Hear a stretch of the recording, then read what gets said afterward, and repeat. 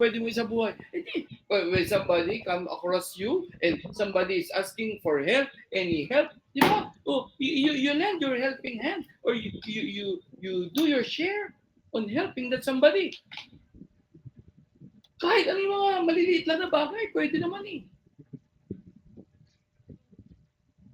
Yung, di ba, makakatulong ka.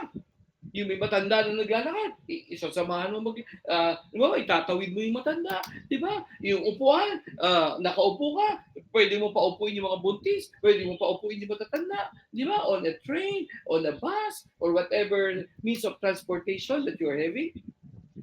Pwede. Doing good deeds every day. O most especially, syempre, unang-unang makikilabag niya yung pamilya natin. Lalo na yung mga nasa abroad, di ba? Paano yun? Paano yun? Eh di ba minsan-minsan na kayong mag-usap? Hindi ba kayo araw-araw nakakapag-usap? May mga pagkakataon pa ba? Aawayin mo pa ba?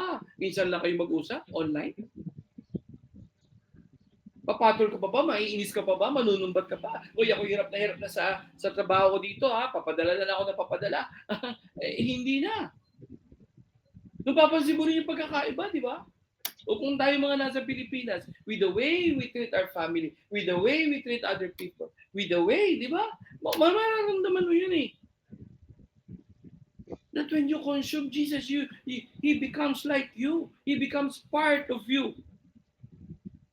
And makikita mo na ngayon, yung pagkakaiba nun. Dapat lagi mo nakikita yun. Kung may mga pagkakataon, mararamdaman mo rin naman na parang hindi ka nagiging biyaya. Pwede naman bumawi. Ano ibig sabihin ng pwedeng bumawi? Alam mo naman siguro sa panahon ngayon, di ba? Kung ikaw ay naging biyaya o hindi sa pamilya mo o sa ibang tao, sa employer mo, sa anybody. Pwede kang bumawi. O kung hindi mo makikita yung tao na yun na, di ba? Bumawi ka sa ibang tao. Pwede. Bakit? Aba, kung hindi mo kayang i-repair yung mga wrongdoings mo, baka maisip mo rin, ba't baba ako nandito sa mga gawain ni Lord?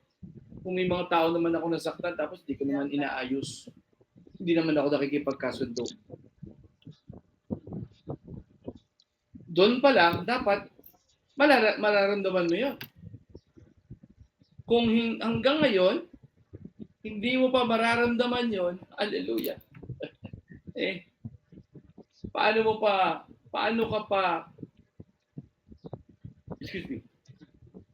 mo masasabi na tayo ay nasa gawain? Let us always remember, yung sabi ni Lord, I am the bread of life. Sino mang tumanggap sa akin, di ba? Hindi na magugutom kailanman. Ano ba yung hindi magugutom kailanman? Di ba? Pakiramdam natin, di ba? Minsan, kahit na anong gawin natin, parang di pa rin tayong gutom. Kahit ano nang meron tayo, parang lagi pa rin may kulang. Ang binibigay ni Lord, na pag siya daw ay tinanggap natin, hindi yun sometimes, yung mga temporal needs lang, akala natin Hindi. Hagip doon, pati yung eternal fulfillment. Yun ang maganda doon Yun ang pagkakaloob sa iyo ni Lord. Ano yun? Eternal fulfillment. It is because of the Eucharist. It is because when you receive Jesus in your life. Ano yun? Kahit anong, di ba? Sabi nga natin kanina, minsan kahit anong meron tayo, parang kulang pa rin. Parang hindi kaya. Parang, di ba, hindi ka pa rin makontento. Pero pag na kay Lord ka, pag si Lord lagi ang tinatanggap mo, si Lord lagi ang inaasahan mo, si Lord palagi ang nandito sa puso mo, buhay mo, kaya mo, at isinasabuhay mo na yung mga sinasabi niya, mararamdaman mo naman, di ba? Kung dati parang ang dami pa rin kulang, ngayon parang wow, punong-puno ako ng presensya ng Diyos Mararamdaman mo naman siguro, di ba? Sabi nga natin kanina, you will see the difference.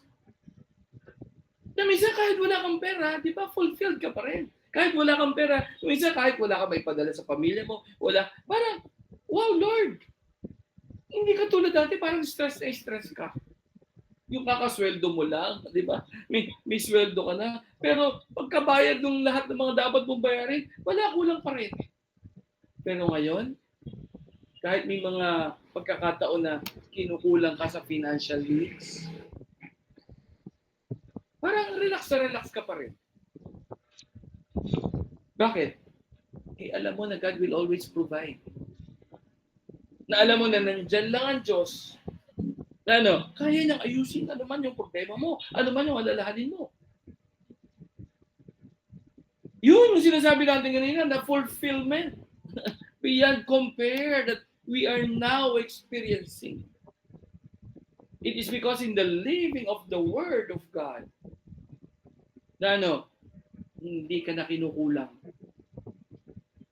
Kasi alam mo, nandyan lang si Lord para ayusin ang anumang mga iniisip ko na parang pakiramdam mo di ba? Hindi mo kakayanin katulad dati. Na-stress ka. Amen. May mga pagkakataon, di ba?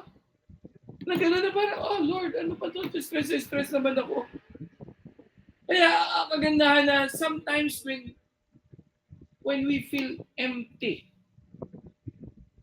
kailan yon? Noong mga panahon dati nga, na parang lahat naman meron ka na, may pagkakataon, hindi lang sa financial needs, maybe lahat meron na sa'yo, kaya lang empty ka pa rin. Sino ang kulang? Si Lord. And yung emptiness na yun, kung minsan marami kang pera naman, marami kang mga, di ba? Kaya lang, parang feeling mo, parang empty pa rin ako. Parang kulang pa rin. Kulang pala si Lord. Kaya pala, nung panahon natin, nawala kay Lord, diba? Ramdam mo yung ang bilis mo mag-worry. Diba? Mga duda sa kung ano-ano mga iniisip ko. And sometimes you feel dry. Ano yung kulang doon? Kasi nga wala ang Diyos eh. Dati sa buhay natin, hindi natin sinasama sa buhay natin ng Diyos. Siguro, all of you will agree with me. Nung wala pa tayo sa ganitong gawain ni Lord. Minsan ang lakad natin, kanya-kanya na, hindi mo ba inisip na, Lord, kasama ba kita ngayon? Lord, sasamahan mo ba ako? Kaya, di ba? Sabi nga natin kanina, kung kahit minsan naman ikaw ay financially blessed and yet you still feel empty. Bakit? Wala nga ang Diyos. Hindi mo sinasama si Lord. Sometimes with the broken hearts that we have, di ba? Yung anxious mind natin, yung ating, ano bang tawag doon? Yung sometimes yung tired soul natin. Ako, yun ang problema doon eh. Bakit? Hindi natin kasi dati sinasama ang Diyos. Saan? Sa lahat ng lakad natin. Sa lahat ng gagawin natin. Sabi natin kanina, maybe you can now see the difference. Bakit? Sama mo ang Diyos eh. Every step of the way. Alam mo, hindi ka niya pababayaan. Alam mo, kahit ano pang struggle or difficulties na pagdaanan mo, nandyan lang ang Diyos. Di ba promise niya? Sabi niya, my grace is enough eh. Kung ang pakiramdam mo, di ba, kulang palagi, di you pray to God, Lord. Sabi mo, your grace is enough eh. Pangahawakan ko yung pangako mo na yan.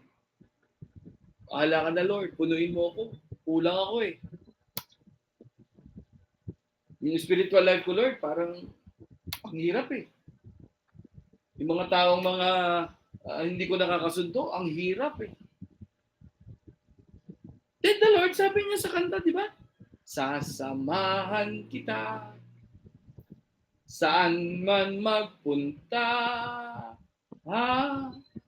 Sasamahan ka ni Lord. Yun ang maganda na, inaasahan mo lang lagi ang Diyos. Pamihado yun. Sigurado yun. Sasamahan ka niya. Hindi ka matatakot. Alam niyo